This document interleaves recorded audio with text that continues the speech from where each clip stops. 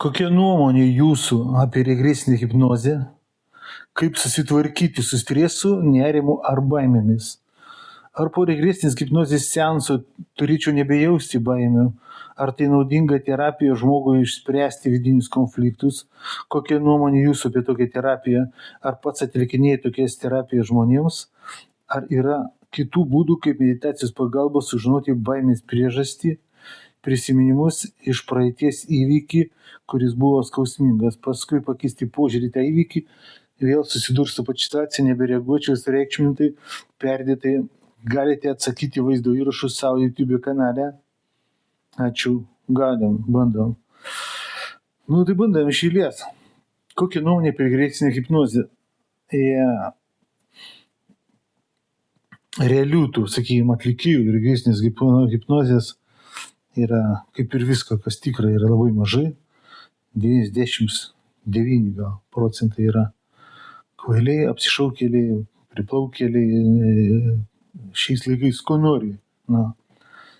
Nenormalūs, dažnai ligoti visokie jie, su viskais miršimo kompleksais, su nevykusiam savirealizacijom. Tai čia va ta viena niša, kur lenda, kaupėsi. Matai, todėl atsargiai reikia. Pati hipnozė tokia vadinama, gal net iki tokios pilno žodžio prasmės hipnozės čia nebūtina daryti. Ir kaip tvarkyti su stresu, nerimu ar baimėmis. Tai nereikėjo čia vienu žodžiu, arba stresu, arba baimė, ar nerimu tas pats. Tai yra čia žodžiai sinonimai. Baimė, stresas, nerimas tai yra sinonimai, tas pats. Ar po regresinės hipnozės seanso turėčiau nebejausti baimę, ar tai naudinga terapija žmogui išspręsti? Jeigu techniškai padarysi tą vadinamas regresą, profesionalistai su išmanimu padarysi, tai efektas tikrai bus didelis, bet tikėtis, kad šitas hipnozės seansas tau viską išspręs, perdėti lūkesčiai. Sąlyginė kompleksinė dalis svarbi labai, bet turi būti tikrai protingas, išmintingas profas šitoj temoje.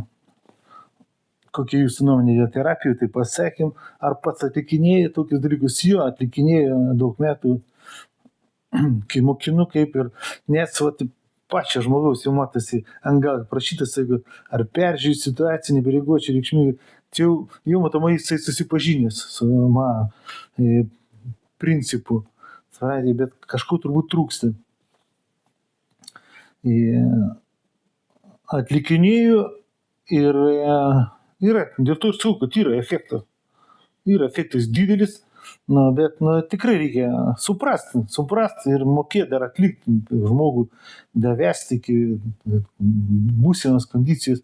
Ir plius, matai, kas yra, taip kaip atlikinėjau aš, tai aš tik kaip sąlyginis padėjėjas būnu. Vedlys, tipo toks, suprantate, toj būsenai, bet pas žmogus pas mane nebūna vadinama kažkokiu visiškam transe hipnozėje. Jis būna atitinkamai sąmonės būsenai, bet būna aukštai sąmoningas, pabrėžtinai aukštai sąmoningai būsenai.